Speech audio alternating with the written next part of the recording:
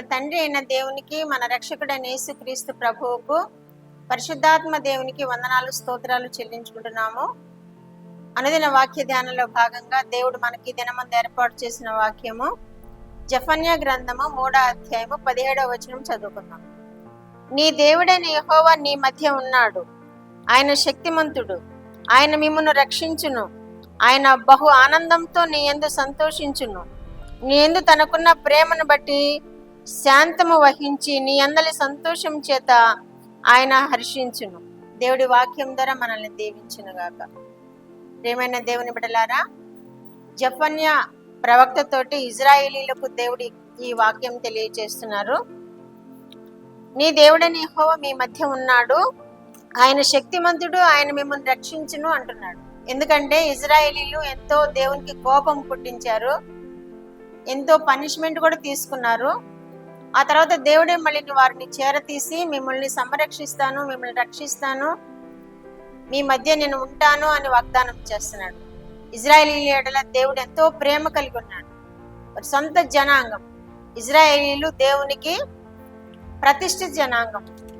ఈ ప్రతిష్ఠిత జనాంగము ఆయా అపరాధాలు చేసి దేవునికి దూరమైనప్పుడు కూడా దేవుడు వారిని శిక్షించినప్పటికీ సమకూర్చి మరలా వారిని ఆశీర్వదిస్తాను అంటున్నాడు, మీ మధ్య ఉంటాను అంటున్నాడు, మిమ్మల్ని రక్షిస్తాను అంటున్నాడు.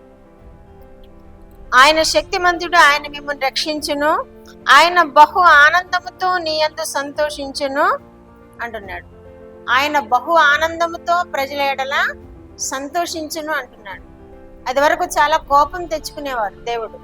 ఇజ్రాయేలీల క్రియలను బట్టి, ఇజ్రాయేలీల ప్రవర్తనను బట్టి చాలా కోపం తెచ్చుకునేవారు. కానీ వారిని శిక్షించి వారి హృదయాలలో మార్పు కలుగు చేసి వారిని సమకూర్చి మరలా మీతో ఉంటాను, మిమ్మల్ని రక్షిస్తాను, మీ యందు నేను ఆనందిస్తాను అని కూడా తెలియజేస్తున్నారు. ఇంకా మరి ఒక చోట ఎలా వ్రాయబడిందంటే యెషయా గ్రంథము 62వ అధ్యాయము 4వ వచనంలో యెహోవా నిన్ను గూర్చి ఆనందించుచున్నాడు అని కూడా అక్కడ కూడా వ్రాయబడి ఉంది. యెహోవా తన ప్రజలను గూర్చి ఆనందించే దేవుడుగా ఉన్నాడు. ఈ జెఫన్యా గ్రంథంలోనే 3వ అధ్యాయము 15వ వచనంలో ఇజ్రాయేలుకు రాజైన యెహోవా మీ మధ్యనున్నాడు, ఇక మీకు ఏ దిగులు, ఏ చింత ఉండదు, ఏ అపాయము రాదు అని వాక్యం ద్వారా తెలియజేస్తున్నాడు. ఆయన మన మధ్య ఉంటే మనకి ఏ చింత ఉండదు, ఏ అపాయము రాదు, ఏ ప్రమాదము సంభవించిన దానిని తొలగించే దేవుడుగా ఉన్నాడు. ఏ ప్రమాదం సంభవించిన కాబట్టి మనము దేవుని మీద ఆనుకోవాలి.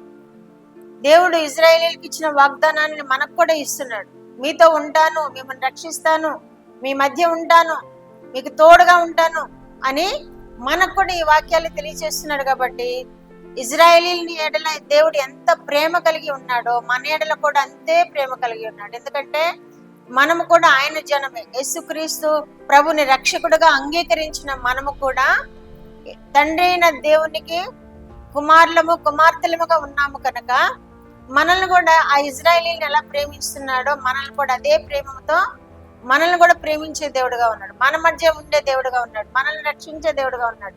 ఏ అపాయము రాకుండా మనల్ని కాపాడే దేవుడుగా ఉన్నాడు.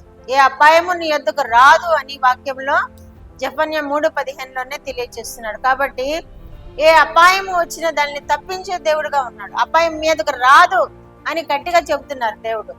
మనం ఆయన్ని నమ్ముకోవాలి, ఆయన ఆధారం చేసుకోవాలి, ఆయనను మనము పూర్ణ హృదయంతో సేవించాలి. ఆయనని ఎన్నడూ విడవక ఎడబాయక ఆయనను హత్తుకొని జీవించినప్పుడు ఈ వాగ్దానాలన్నీ కూడా మనకి అనుగ్రహించి మన పట్ల నెరవేర్చి దేవుడుగా ఉన్నాడని ఈ వాక్యముల ద్వారా మనం తెలుసుకోగలుగుతున్నాం. కాబట్టి మనము దేవుని ఆధారం చేసుకుందాం.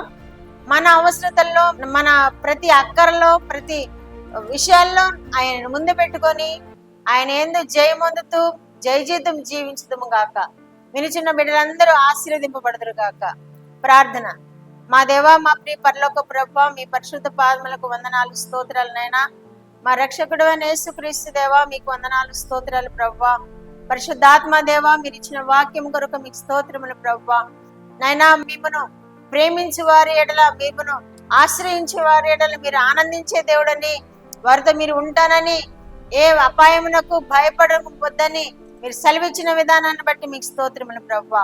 మీరు చిన్న బిడ్డలందరూ ప్రభా నైనా తండ్రి ఏ అపాయమునకు భయపడక నైనా ఏ శోధనకు గురికాక ప్రభా మిమ్మల్ని దేవుడిగా కలిగి ఉండి ప్రభా మిమ్మల్ని రక్షకుడిగా అంగీకరించి దేవానైనా మీతో మా ప్రభ క్షేమమును సౌఖ్యమును పొందుకొని ఈ జీవితంలోనైనా ఆశీర్వాదకరమైన జీవితం జీవించు కృప వినిచిన బిడ్డలందరికీ దయచేయమని యేసుక్రీస్తు వారి పేరిట ఈ మనవులు మీ పాదములైతే వేడుకుంటున్నాను పరమ తండ్రి.